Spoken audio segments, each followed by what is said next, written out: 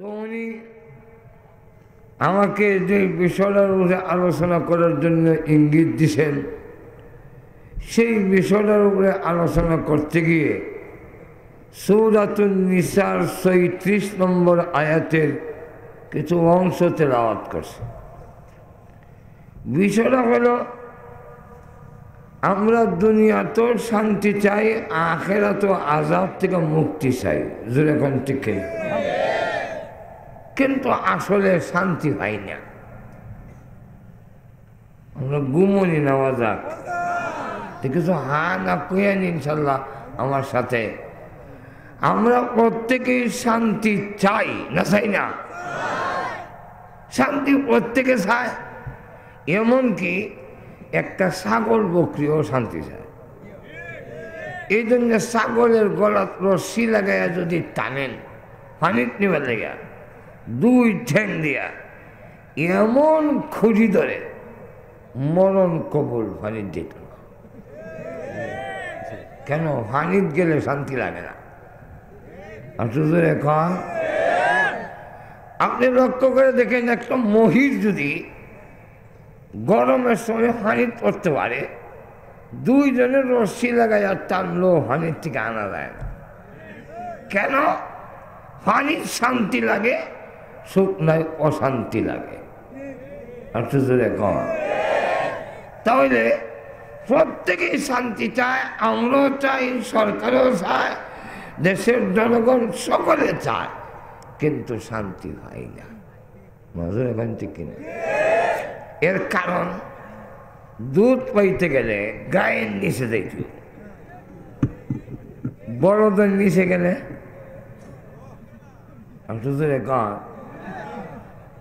বড়দের নিচে যদি যায়, দুধ পাইব না লাত্তি পাইব? ঠিক তেমনি হবে, আমরা যেই পথে চললে শান্তি পাব, সেই পথে না চলে উল্টা হতে যাওয়ার কারণে শুধু খালি লাত্তি খাই, শান্তি নাই। অশান্তি আসার যে কারণ, আগে ইদা ঠিক করেন। সকল অশান্তির মূল কারণ হইল অধিকার, ভাওনা। সারা বিশ্বে মাইরটা হইল ভাওনা দেয়া। আর তো ধরে না কি নয়া? আপনি দেখবেন সরকারে জনগণকে পুলিশ কেন ভিজায়? জনগণের কাছে সরকার যেটা ভাওনা এটা দেয় না, তো ভিলেজে ভিজায়। জনগণ বিক্ষোভান মিছিলে কেন নামে? এর কারণ গিয়ে দেখবে ভাওনা। জনগণ সরকারের কাছে যেটা ভাওনা এটা হয় না, তখন জনগণ রাস্তার নামতে বাধ্য হয়। আমি তো এখন সরকারের কথা হইলে তো তুমি প্রতিবাদ করো, করো, অসুবিধা নাই, কিন্তু গাড়ি বাংলা কেন? কিনে দোকানে আগুন লাগাইছো কেন? ফিরাও। তাহলে সেখানে মারামারির মূল কারণ ভাওনা। আর এখন আপনি লক্ষ্য করে গিয়ে দেখবেন, গাড়ির মধ্যে দুইজন প্যাসেঞ্জার মারি লাগছে। আপনি জিজ্ঞাসা করলেন কেন লাগছেন? ভাওনা। কি ভাওনা? হ্যাঁ ওইটা এমন বেকা হয়ে বসে, হ্যাঁটা সহ এইটা অর্ধেক দখল করছে, ঠেললেও সোজা করা যায়। আমার একটা সিগারেট ধরে নাক বরাবর দোয়া ছাড়ে। আপনি বললেন ভাই সিগারেটটা আমার কষ্ট হয়, খাইয়েন না। ভাই এত কষ্ট হইলে প্রাইভেট কার আইলেন না কেন? মাঝে এখান থেকে না, তখন এইবার ওইটা কয়, তুমি যেমন টিকিট কাটতে আইছো, আমিও টিকিট কাটতে আইছি, তোমার সিগারেটের দোয়া আমার এই সাইডে যেমন নাই, আইলেন লাগবে কেন? মাঝে এখন ঠিক কিনা? তাহলে গিয়া দেখেন বাবা আর ছেলে মিল নাই, যে পরিবারের মধ্যে বাপ মতো মিল নাই, তারাস করে গিয়া দেখেন মূল কারণ ভাওনা। আর তো লক্ষ্য করে গিয়া দেখেন স্বামী স্ত্রীর মধ্যে কিলাকিলি মুড়ামুড়ি, কারণটা কিটা? কারণটা ভাওনা। জামাই গিয়া গড় কাছে বাদ দাও না, লইয়া খাই তারো না, এইবার কয় লইয়া খাইলে তোর বিয়া করছে কেন, একটু শুরু হয়ে গেল মাজুরে কম ঠিক না। তো এক কথায় সব যদি দেখাইতে যায়, সকল অশান্তির মারামারির মূল কারণ পাওনা। আর শুধু এই পাওনাকে দুই ভাগে ভাগ করছে। কয় ভাগে?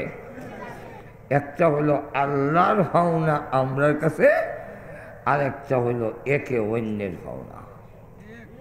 আর একটু জোরে কয় মানুষের কি পাওনা, এটা যদি মানুষ বুঝত, আল্লাহর কসম ওই দেখা যে কয় জঙ্গিবাদ জঙ্গিবাদ, কিয়ামতের আগেও জঙ্গিবাদ হইতো না যদি মানুষ মানুষের মর্যাদা সম্মান বুঝত। আল্লাহর নবী বলেন, খানা কাবার সামনে দাঁড়াইয়া নবীজি বলেন, ওয়াল্লাযী নাফসি বিয়াদি, সেই আল্লাহর কসম করে বলি যার হাতে আমি মুহাম্মদের প্রাণ, সেই আল্লাহর কসম করে বলি কাবারে তোমার অনেক ইজ্জত অনেক সম্মান, কিন্তু জেনে রাখো তুমি বাইতুল্লাহ শরীফের চাইতো একজন মানুষের ইজ্জত সম্মান 1000 কোটি গুণ বেশি। কেউ যদি কাবা ঘর ভাঙে, ওই ঘর ভাঙলো যেটা ইব্রাহিম নবী বানাইছে। আর কেউ যদি মানুষ মারে, কেউ যদি মানুষের গায়ে আঘাত করে, কেউ যদি মানুষের ইজ্জত নষ্ট করে, আল্লাহ বলেন ওই জায়গায় হাত দিস যে জিনিসটা আমি নিজ হাতে বানাইছি।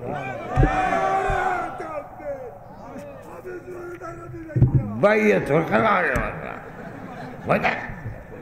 না জানি হে আমারই হয়, আমি যেখানে যাবো হে আগাইয়া বই বই, এর মতলব খারাপ জানেন না, শব্দ করিস না। তো লক্ষ্য করে দেখেন অসুবিধা হইতেছে না আপনারা, অসুবিধা হইলে বাবা আমি যেতাম না।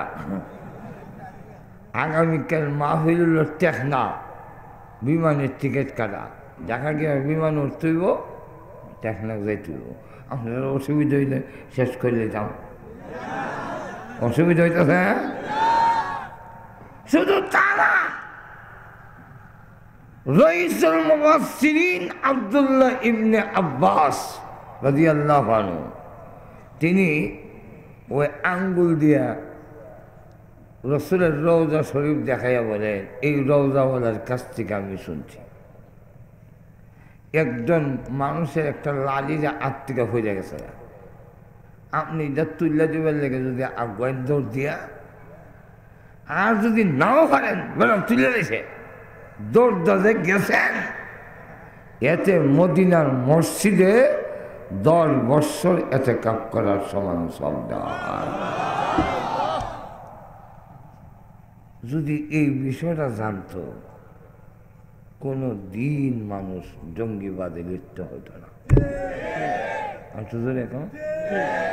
এই কারণে আজকে পরীক্ষিত পুলিশের আইজিবিও কইছে, আমাদের স্বরাষ্ট্রমন্ত্রীও বলছেন, আমাদের মাননীয় প্রধানমন্ত্রীও বলছেন যে কওমি মাদ্রাসায় জঙ্গিবাদ হয় না। মাননীয় প্রধানমন্ত্রী 300 আলিমের সামনে বলেছেন যে এই দেশের শিক্ষার আলো ছড়ায় আছে কওমের উলামায়ে কেরাম। স্বরাষ্ট্রমন্ত্রী মহোদয় বলেছেন যে আমরা যদি শিরিক মুক্ত ঈমান, বেদাত মুক্ত আমল যদি পেয়ে থাকি, অর্থাৎ খাঁটি ঈমানদার যদি হয়ে থাকি, এর অবদান কওমের উলামায়ে কেরাম।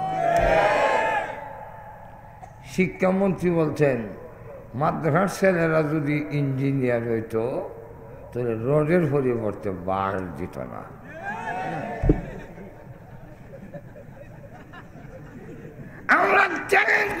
বলতে পারি এদেশের কোন হত্যাকাণ্ডের সাথে একটা কওমির মাদ্রাসার ছাত্র শিক্ষক জড়িত নয়।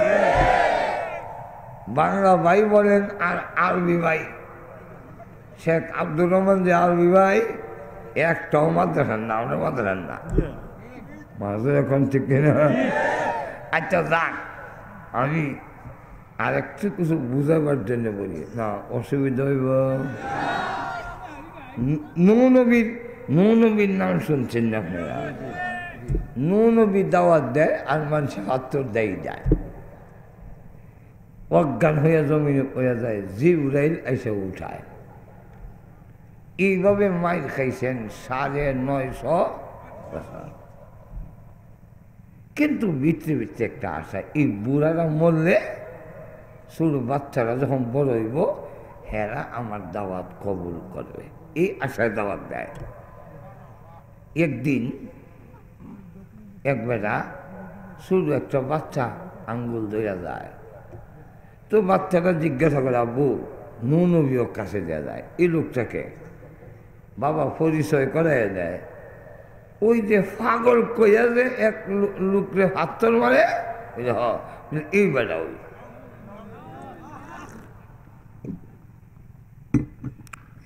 ছেলেটা তখন কয়, আব্বু আমার ছেড়ে দাও, আমি 2টা হাতর দেয় ইটা দিয়ে।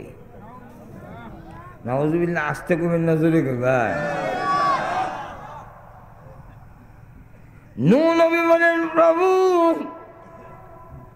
950 বছর মায়ের খাওয়ার পরে যদ্দুর কষ্ট পাইনি, এই বাচ্চার কথায় এর চাইতে বেশি কষ্ট পেয়েছি। এর কারণ এতদিন পর্যন্ত যেই আশাটা আমি লালন পালন করেছিলাম, এই বাচ্চা আমার আশার ঘর ভেঙ্গে খান খান করে দিয়েছে।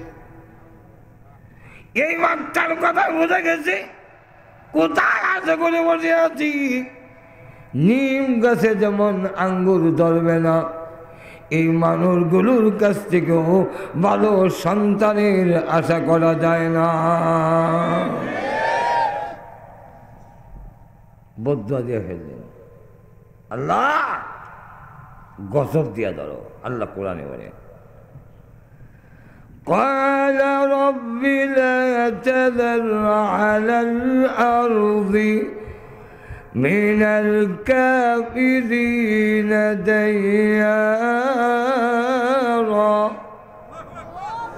إنك إن تذرهم يضلوا عبادك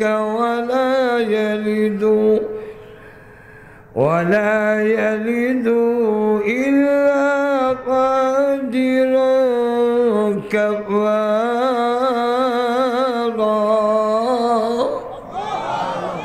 يا الله, একটা কাফিরের ঘর বাড়ি সন্তান কিচ্ছু তুমি ছিল না, ধ্বংস করে দাও।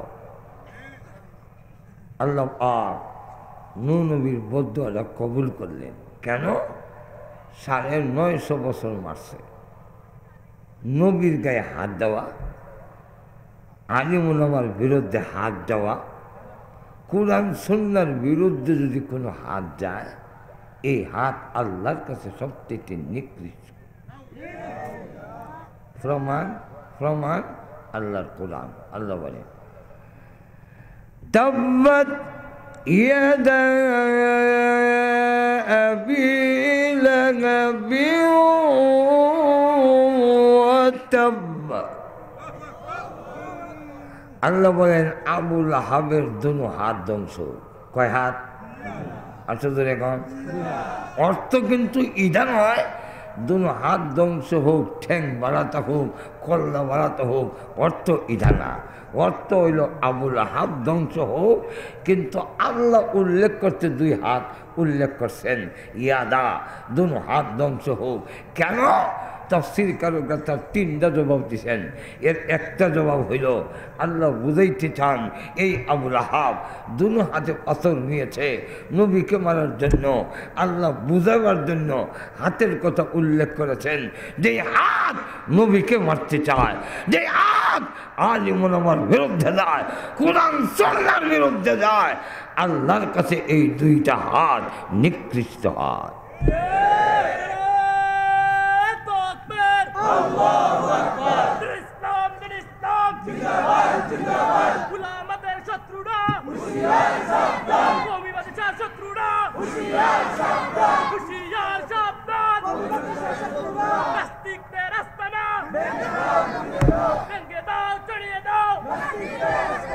লক্ষ্য করেন, লক্ষ্য করে দেখেন, এইভাবে এত বড় জঘন্য অপরাধ করলো, বদুয়া করলে তো বদুয়া কবুল করেন লাগে মাজুর এখন ঠিক না।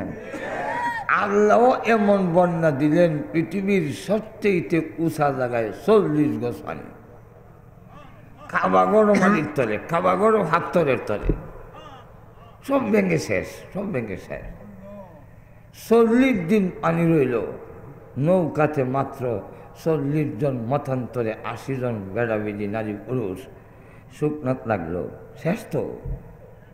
এখন আল্লামা থানবী রহমতুল্লাহ ওনার কিতাবে লিখছেন, আল্লাহ ডাক দেখো নবী এখন তোর কোনো কাজ নাই, সব মজা শেষ, তো তুমি এক কাজ করো, বলে কি, মালির হয়তলা বানাও।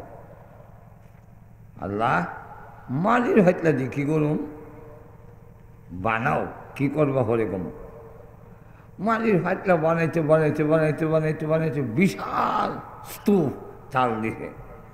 আল্লাহ বলেন স্টপ, আর না, এখন একটা লাঠি লো।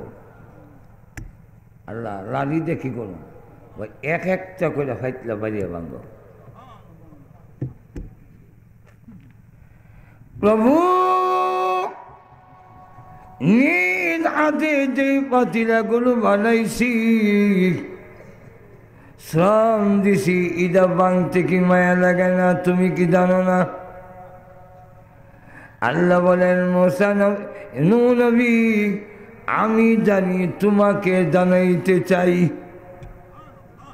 আরো আসতে করেন সোহা, এ নবী আমি জানি, তোমাকে জানাইবার জন্য নির্দেশ দিয়েছি।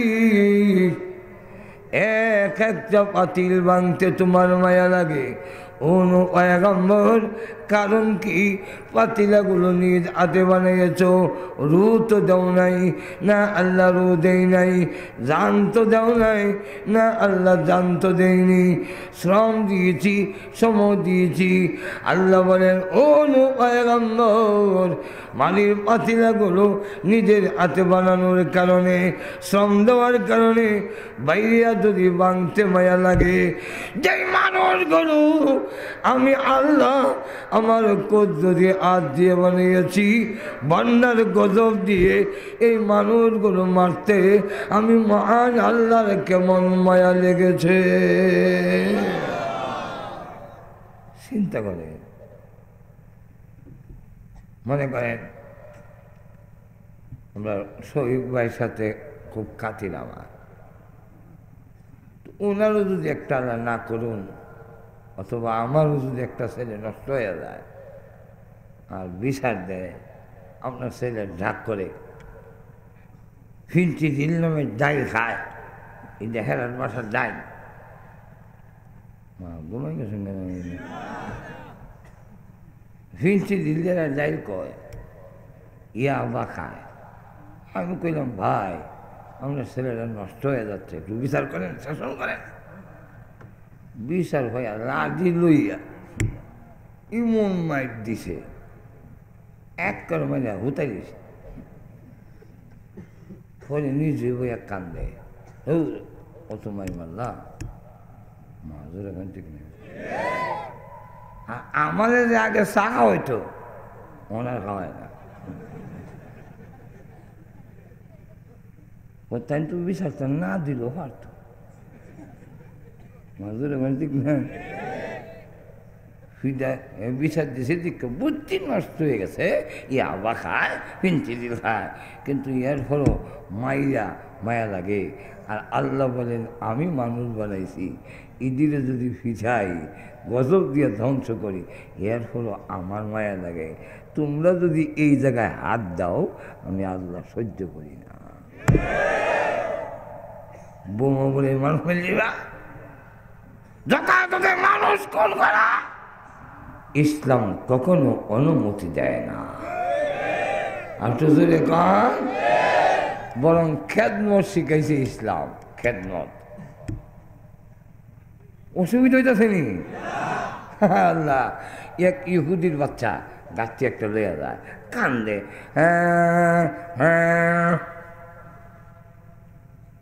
এইরকম দৃশ্য আমি নিজেও দেখছি। অনেক ছোট বাচ্চা গাছটি একটা লইয়া বাজার থেকে যায়, আমিও যাই। কে কান্দস করে? দেখেন না কত বড় গাছটি মাথার দিছে, নিতারি না গাড়ির রক ছিঁড়া জায়গা। আমি কিন্তু কোনোদিন কই নাই যে গাছটিটা দিলাম বাইক না দেই, বরং কাছে যাই আর কই কত বড় গাছটি লইসলে গেলে, খাওয়ানোর আন্তর নাই, গাছটি লোনের আন্তর নাই, মর গে। রাহমাতুল্লিল আলামিন ওই ইহুদির বাচ্চাকে ডেকে বলে, ছেলে রে, তোর গাছটি আমার মাথায় দে, আমি নিয়ে তোর বাড়িতে গাছটি পৌঁছাইয়া দেই।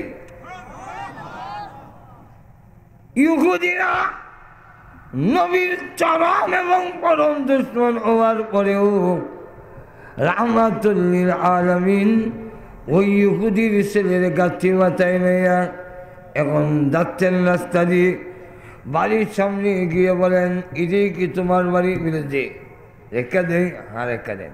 এর বাপ হাইছে, হ্যাঁ যে এত বলে গাছটি তুই কেমন আনছিস রে? আমি আনছি না, একবার আইনা দিয়ে গেছে। কত দিশত, কত দিশত হয় এ হানো না। আর এই বড় বড় যুগে বিনা পরিশ্রমে আর বিনা পারিশ্রমিক, বিনা পয়সায় তোর আর গাছটিও কেউ বহন করে না। তোর দেখা লাইনে দেখা গেল লোকটা চিনি না, কিন্তু আব্বা যার চেহারার দিকে তাকাইলে 14 তারিখের পূর্ণিমার চন্দ্র হার মানায়।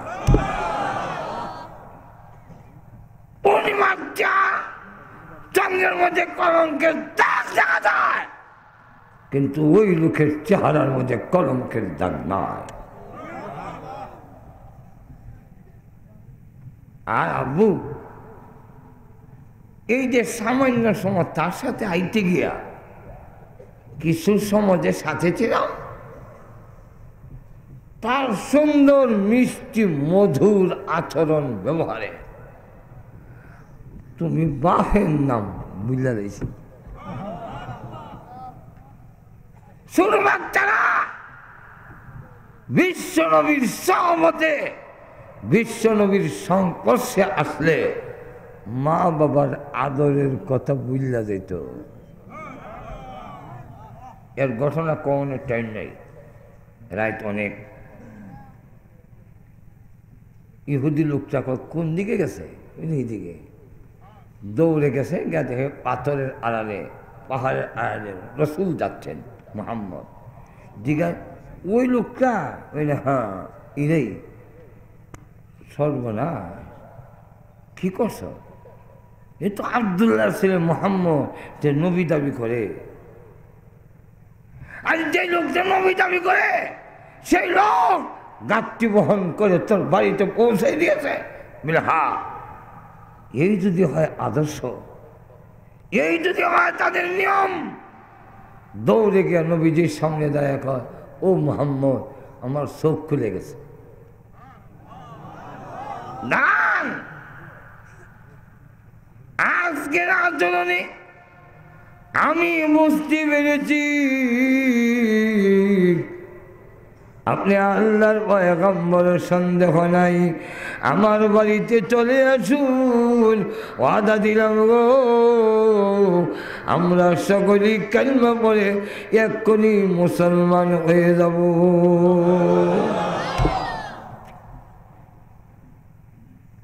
যে উমর ইসলাম গ্রহণ করার আগে তরবারি নিয়ে রওনা হয়েছে রসুলের মাথা আনার জন্য। কেমন ভালো মানুষ, ঘুমাই গেছেন না খেলা মিটিং বসে মিটিং। আবু জাইলও আছে, মোহাম্মদের মাথা কে আনতে পারবা? আবু জাইল কয় 1000 বার মাফ চাই। কেন? কয় মোহাম্মদের ধর্ম গ্রহণ করি না, কিন্তু মোহাম্মদ কারে কয় আমি চিনি। কয়েকবার গেছি, ব্যর্থ হয়েছি। বলি ইবনে মুগিরা তুমি, আমিও 1000 বার মাফ চাই, আর মোহাম্মদের মাথা ধরতাম না। উমর খালি এই কামটা আমারে দাও। এমন চিন্তা করেন কত বড় সন্ত্রাসী। এই লোকটা কি হয়েছে জানেন? আমিরুল মুমিনিন হযরত আবু বকর সিদ্দিকের শাসন আমলে এক বৃদ্ধা মহিলা, বিধবা, তার কেউ নাই, পানির একটা টাঙ্কি আছে ঘরের সামনে। আরব দেশে পানি আনা নেওয়া তো খুব কষ্টকর, কুয়ার থেকে আনতে হয়। এখন উমর কয় কেউ যখন নাই, রাত্রে মানুষ ঘুমাইলে এই বুড়া বুড়ির টাঙ্কিটা আমি উমর বইরা দেব। আসতে কইন বেতন দেবই না, আওয়াজ জোরে সরে কোন আল্লাহু আকবার।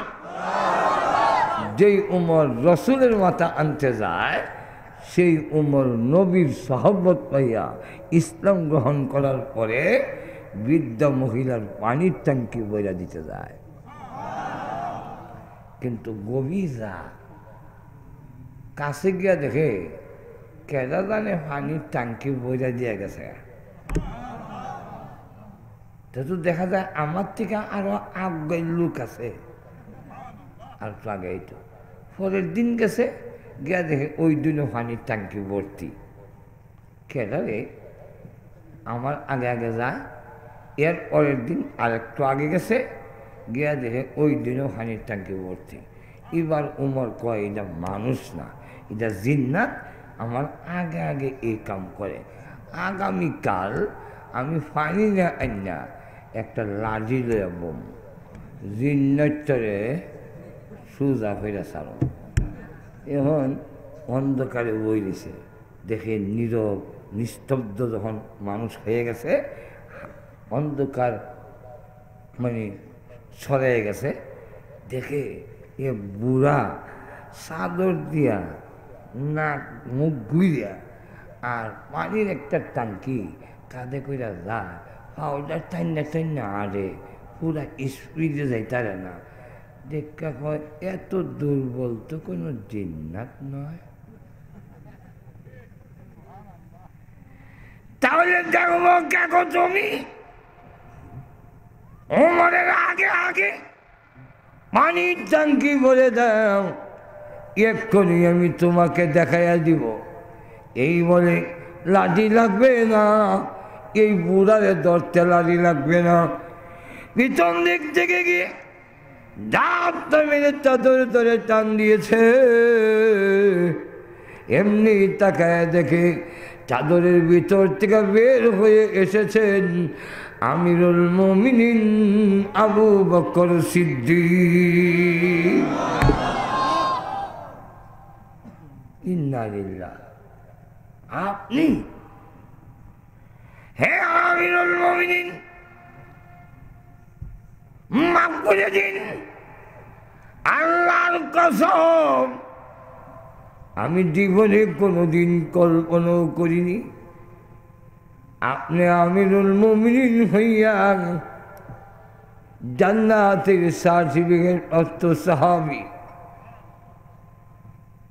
নবীদের পরে সকল যুগের সকল উম্মতের মধ্যে শ্রেষ্ঠ ব্যক্তি হইয়া একজন আমিরুল মুমিনিন বৃদ্ধ বয়সে মহিলার পানির ট্যাঙ্কি ভরে দিবেন, এই কল্পনাও আমার ভিতরে আসেনি। যদি আসতো আমি আপনার সাথে এই বেয়াদবি করতাম না, কখনো আপনার চাদর ধরে টান দিতাম না, চোখের পানি ছেড়ে দিয়ে বলেন আমাকে মাফ করে দিন। আর আমার মা আমাকে কেন জন্ম দিল, আমাকে কেন গর্ভে ধারণ করলো, আমি ওমর পারি নাই জিন্দিগিতে কোনো নেক আমলে আবু বকর সিদ্দিকের আগে যাইতে।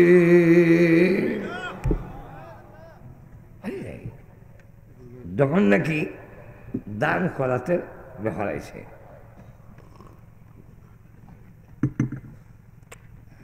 আবু বকর সিদ্দিক দান করতে করতে করতে করতে গরিব হয়ে গেছে। হযরত উমর কয় এইবার তারে হারাইয়া দেব, দেখুন কেমনে গায়। রসুল বলছেন দ্বীনের জন্য কে কি পরিমাণ সাহায্য করবে বলো। এই কথা বলতেই হযরত এই কথা বলতেই হযরত এক একজনে মাল তৈছে। রসুল বলেন উসমান কি আনছো? হুজুর 3 ভাগের 1 ভাগ আনছি, 2 ভাগ বাড়িতে রেখে আনছি। ওমর তুমি কি আনছো? হুজুর অর্ধেক করে নিয়ে এসি, বাড়িতে কি রাখছো? বাকি অর্ধেক রাখছি। আবু বকর তুমি কি আনছো? হুজুর আমার কোনো ভাগ ভোগ নাই, যা আসিল আইনা রেখে দিছি। তো বউ বাচ্চার লেগে কি রাখছো? আল্লাহ এবং তোর রসুল রেখেছি। সঙ্গে সঙ্গে আল্লাহ ডাক দেখা নবী আজকের এই মালের টালে যদি আবু বকর সিদ্দিকের মান না থাকতো আমি কবুল করতাম না। কোনো অংশে আগে দেয় না। আল্লাহু আকবার। আম্মাদান আয়েশা বলেন ইয়া রাসূলুল্লাহ, ওই যে আকাশে তারকা দেখা যায়, গণ্যা শেষ করা যায় না, এত নেকি কেউই বলি। রসুল বলে ও এর থেকে বেশি নেকি তো আমার উমরের আছে। আম্মাদান আয়েশা চেহারাটা একটু মলিন হয়ে গেছে, ওনার বৃত্তে ধারণা ছিল ওনার বাবা আবু বকর সিদ্দিকের কথাটা করল। তখন চেহারা মলিনিতে রসুল বলেন আয়েশা প্রত্যেকের নেকি দুনিয়ার সাথে একটা বস্তুর সাথে তুলনা দেওয়া যায়, উমরের নেকিও আকাশের তারকার সাথে তুলনা দেওয়া যায়। কিন্তু আমার আবু বকর আল্লাহ রসুলের জন্যে দ্বীনের জন্য যা করেছেন পৃথিবীর কোনো বস্তুর সাথে তার নেকির তুলনা দেওয়া যায় না। কিয়ামতের দিন সব যখন দাঁড়ায় দিছে নীরব নিস্তব্ধ, কথা বলার অনুমতি নাই। রসুল তখন কয় কথা কম দিত না বুঝলাম, প্রশংসা তো নিষেধ না। ঘুমে গেছে নামাজ কথা কম যায় না, মাতন যায় না, তাই বললে কি আলহামদুলিল্লাহ ফোন যায় না, করা যায় না, মাতন নিষেধ। আলহামদুলিল্লাহ রাব্বিল আলামিন বলে নামাজ দিব গা। হে মুসল্লি ভাই, মোবাইলটা কেন আপনি অফ করলেন না? আপনার মোবাইলের সাউন্ডে মুসল্লি এবং ইমামের কেরাত পড়তে ডিস্টার্ব করে। ইহদিনাস সিরাতাল মুস্তাকিম নামাজ থাকবো।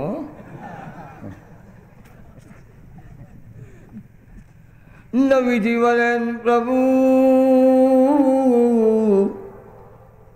কথা বলা তুমি বন্ধ করে দিয়েছ, জবান তো বন্ধ করো নাই।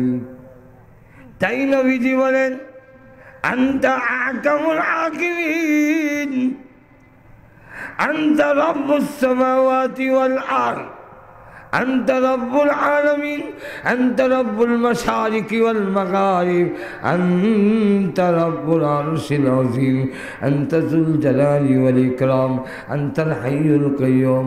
أي الله তুমি বিচারপতিদের বিচারপতি, তুমি সকলের পালনেওয়ালা, তুমি আসমান জমিনের মালিক। আল্লাহ তুমি পূর্ব পশ্চিমের মালিক, তুমি ইজ্জত সম্মানের মালিক। আল্লাহ তুমি চিরঞ্জীবী, আল্লাহ তুমি নিজেও কায়েম কায়েম সবগুলো তুমি কায়েম রেখেছো। আল্লাহ তুমি যদি অহংকার দাও তোমার অহংকারে কে জবাব দিবে? আল্লাহ তোমার সমকক্ষ তো কেউ নেই গো। আল্লাহ তখন ডাকতে বলবেন এ নবী আপনার মাথা ওঠান, আজকের কিয়ামতের মাঠে কথা বলার জন্যে আমি আল্লাহ আপনাকে অনুমতি দিয়ে দিলাম। আপনি কথা বলেন। এখন রাসূলকে আল্লাহ কথা বলবো, বিচার শুরু করেন, বিচারটা শুরু করেন। কেন? নমরুদ যেমন দাঁড়ানো, ফেরাউন যেমন দাঁড়ানো, আবু জাহিল্লা যেমন দাঁড়ানো, উমর, আবু বকর সিদ্দিক, উসমান আলী, উমর ইবনে আব্দুল আজিজ তারাও দাঁড়ানো। যারা রমজান মাসে ডাইলের বড়া খাইছে আর কইছে কিতা হইছেতে হেও খারা, যে তোমাদের ডরে ডাইলের বড়া খাইছে না হেও তো খারা, যেরকম ঠিক না। হ্যাঁ আল্লাহ, যে তোমার ডরে গুনার কাম করছে না হেও আছে, যে গুনাহ করছে হেও আছে। আল্লাহ বিচারটা শুরু করেন। আল্লাহ বলে না না চলবে না, কারণ বিচার দেখতে গেলই, আমল নামা দেখতে গেলে যখন হ্যাঁ কইছে দিয়ার গড ইজ নট, আল্লাহ নাই, নামাজ না পড়লে কিতই সাথে, জেলের বড়া খাইলে কিতই সাথে, এটা দেখলে আমার আরো গুছো উঠবো, খাবি তাও থাক। আল্লাহ দেখে, রসুল দেখেন আল্লাহর গুছার ঠান্ডা হয় না, দেখেই না।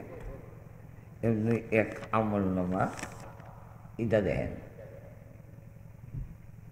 সুবহানাল্লাহ কইতেন না? প্রভু এই আমল নামা দেখেন, যদি দেখার মতো হয় গো দেখে না হয় বাদ দিয়েন। আল্লাহ রাব্বুল আলামিন সর্বপ্রথম যার আমল নামা দেখবেন, যেই আমল নামা দেখার পরে আল্লাহর রাগ গুসা ঠান্ডা হয়ে যাবে। আমার গোলামের আমল এত সুন্দর, আমার গোলামের আমল বুঝি এত সুন্দর, যে আমল নামা দেখে রাগ গুসা ঠান্ডা হয়ে যাবে। এই আমল নামা হলো হযরত আবু বকর সিদ্দিকের আমল নামা।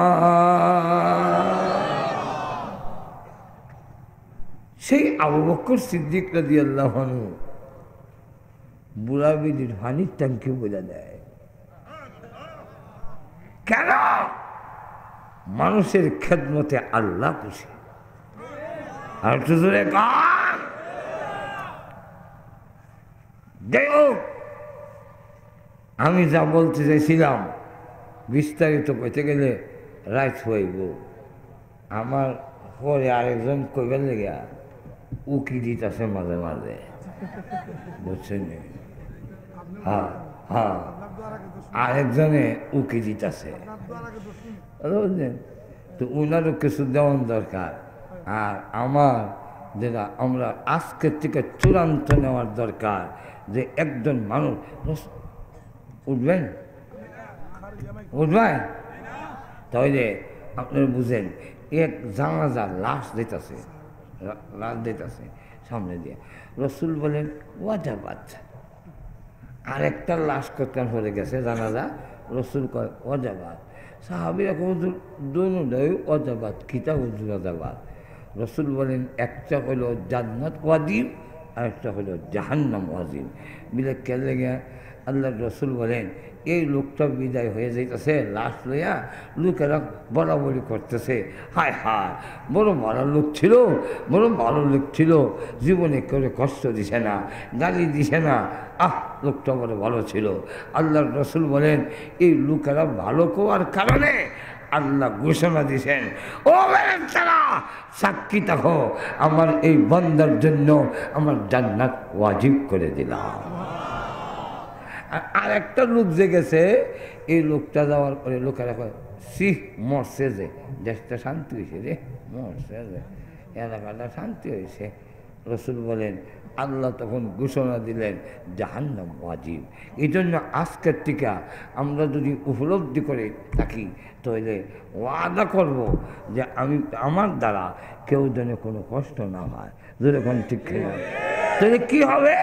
এই কবিতাটা কই শেষ খাওয়াইছে কবিতাটা হইল কবিতাটা কোথাও নেই এটা আপনারাও জানেন যেদিন তুমি এসেছিলে ভবে কেঁদেছিলে একা তুমি হেসেছিল সবে এমন জীবন করবে গঠন মরণে হাসিবে তুমি কাঁদিবে ভুবন আর তো জোরে আরো জোরে আমি আমার আখলাক দিয়া আমি আমার নবীর ঈদুল নবীর কথায় খালি কথা বাড়তেই আছে এই কথাটা ফিনিশিং দেয় কথাটা হইল আমি আপনারা হ্যাঁ বা না কইেন আমরা দেশে বর্তমানে সিনেমার হল বাড়তেছে না কমতেছে না এই সিনেমা কমতেছে মোবাইলের সিনেমা এসে এটা কমতেছে কথা বলছেন না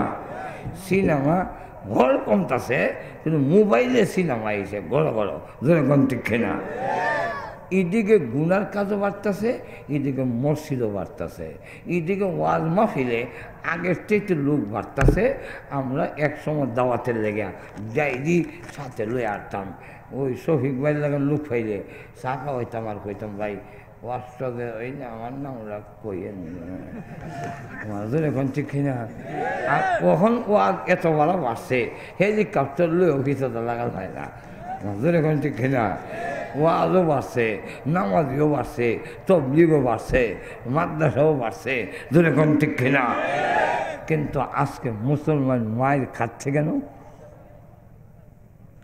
এর কারণ হইল আমাদের কাছে নামাজও আছে ওয়াজও আছে জাকাতও আছে আমাদের কাছে কালিমা লা ইলাহা ইল্লাল্লাহ আছে শুধু একটা বাকি আছে এটা হইল আমাদের কাছে বিশ্ব নবীর আখলাক নাই আর শুধু ইসলামের ফাউন্ডেশন আছে বুনিয়াল ইসলাম ইসলামের ফাউন্ডেশন হইল বুনিয়াল ইসলাম ইসলামের ভিত্তি হইল পাঁচটার উপরে আচ্ছা কন্ত দিকে পাঁচটা ফিলার দিলে গড় কমপ্লিট কিতা হইল কমপ্লিট হয় যখন সাত দিলাইছে ও তোমার গন্ধ হয়ে গেছে মাজুর এখন ঠিক কিনা তো ইসলামের ব্যানা হইল পাঁচটা আর ইসলামের সাদ হল আখলাক আর আমাদের কাছে নবীজির আখলাক চরিত্র নাই এই জন্য আল্লাহ আমাদের সকলের তৌফিক দেব সকলে বলে না আমি আসসালামু আলাইকুম ওয়া রাহমাতুল্লাহি ওয়া বারাকাতুহু আন্তর্জাতিক ওয়াদের বলে দোয়া আপনারা আমাদের গ্রুপে জাপানে সালাম করছেন এটা কোনটা আমার হওয়ার সময় জামিয়া মুজাহিদুল উলুম হাবিবুল বুলবুল ইউনিভার্সিটি একটা করতে রাখতে তুবু ইলাই লা হাওলা ওয়ালা কুওয়াতা ইল্লা বিল্লাহিল আলিয়্যিল আযীম প্রত্যেকে দোয়াতে শরীক হন কেউ দাঁড়ায় থাকবেন না প্রত্যেকে বসে যান এখানে দোয়া হবে এই জন্য জি জি জি জি আলহামদুলিল্লাহ ربنا ظلمنا أنفسنا وإن لم تغفر لنا وترحمنا لنكونن من الخاسرين ربنا آتنا في الدنيا حسنة وفي الآخرة حسنة وقنا عذاب النار وادخلنا الجنة مع الأبرار برحمتك يا عزيز يا غفار يا حي يا قيوم يا رب العالمين رب العالمين সারা জীবনের গুনার বুঝে মাথাইলি গুনার উপরে লজ্জিত আর শর্মিন্দা হয়ে আলেম উলামা নিয়ে সাদা দাড়িওয়ালা মুরব্বি নিয়ে নওজোয়ান ভাইদের নিয়ে আল্লাহ মাদ্রাসার ছাত্র তালিবুল ইলম নিয়ে আল্লাহ পর্দার আড়ালের নেককার মা বোনদের নিয়ে আমি গুনাহগার মুসাফির অবস্থায় হাত বাড়াইলাম নজুলে রহমতের সময়। আল্লাহ মেহেরবানি করে আমাদের জিন্দেগির গুনাহে মাফ করে দাও রব্বুল আলামিন। জানি না আজকের এই মুনাজাত কার জন্য জীবনের শেষ মুনাজাত। কত মানুষ ঘুমায় আর ওঠে না, কত মানুষ ঘর থেকে বের হয় আর ঘরে ফিরে আসে। আল্লাহ জানি না কার জন্য কাপড়ের কাপড় দোকানে জমা হয়ে গেছে। আল্লাহ মৃত্যু আসার আগে আগে মেহেরবানি করে আমাদের তুমি মাফ করে দাও। তুমি যদি মাফ না করো বলো না আমরা কোথায় যাব, কার কাছে যাব। ও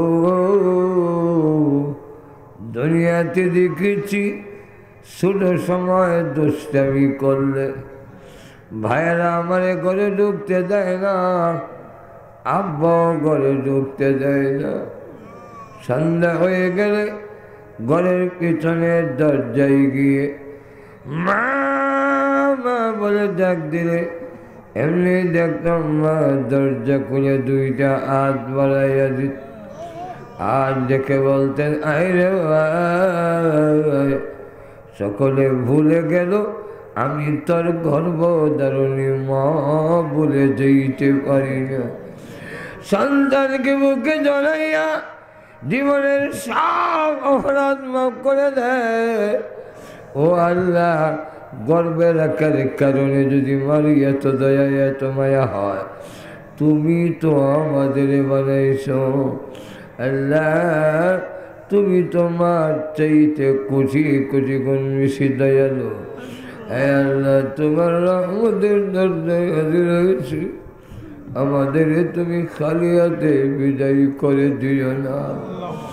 আল্লাহ আমাদের স্ত্রী সন্তানকে মাফ করে দাও। আল্লাহ আমাদের স্ত্রী সন্তানকে মাফ করে দাও। আজকের এই মাহফিল আয়োজন যারা করেছেন, শোনার জন্য যারা এসেছেন, দান খয়রাত যারা করেছেন, আল্লাহ সবাইকে মাফ করে দিয়ে সকলের জন্য জাহান্নামের আগুন হারাম করে দাও। আয় আল্লাহ, আমাদের মধ্যে যারা অসুস্থ তুমি সুস্থ করে দাও।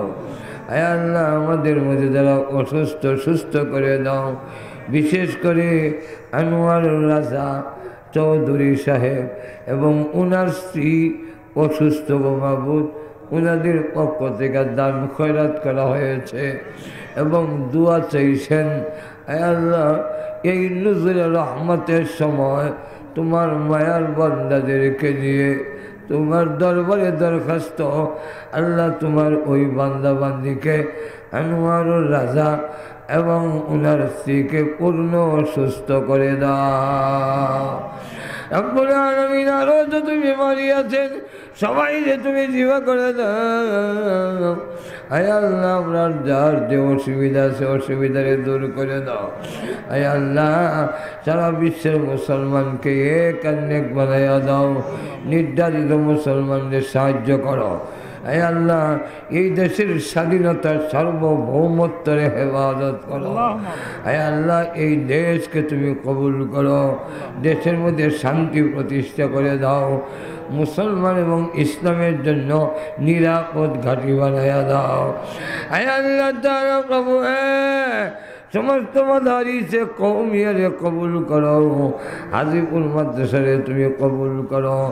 আয় আল্লাহ, এখানে যে সমস্ত নেতৃবৃন্দ, আয় আল্লাহ আনোয়ারুজ্জামান ভাই সাহেব এবং আল্লাহ এই উসমানীনগর থানার কর্মকর্তা এবং আরেক অফিসার ভাই এবং আমার পাশে আব্দুল হাই শফিক ভাই আছেন আল্লাহ, এবং যারা আমরা আজ বাড়াইছি সবাইরে তুমি কবুল করো।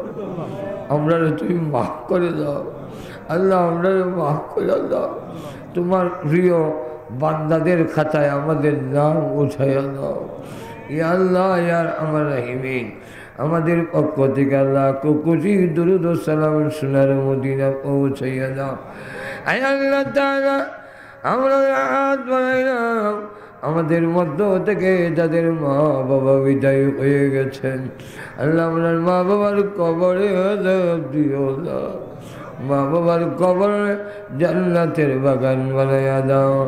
এই আল্লাহ আনহারুজ্জামান চৌধুরী সাহেব ওনার আব্বা আম্মার জন্য এই আল্লাহ আমরা শফিক ভাই উনিও ওনার আত্মীয় স্বজন মা বাপ যিনারা চলে গেছেন দোয়া চাইছেন, আরও যারা দোয়া চাইতে পারেন নাই আমাদের সকলের মা বাবার কবরে জান্নাতের বাগান বানাইয়া দাও।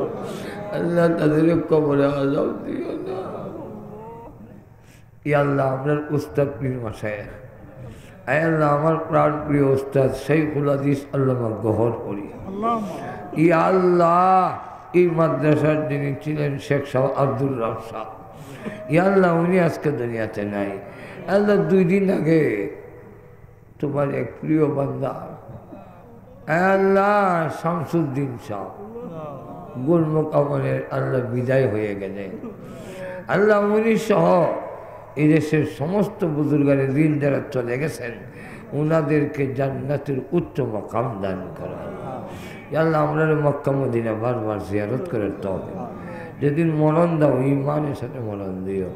ওয়াসাল্লাল্লাহু তাআলা আলা খাইরি খালকি মুহাম্মাদ ওয়া আলিহি ওয়া সাহবিহি আজমাইন আমিন বিরহমাতিকা ইয়া আরহাম। কষ্ট করলেন।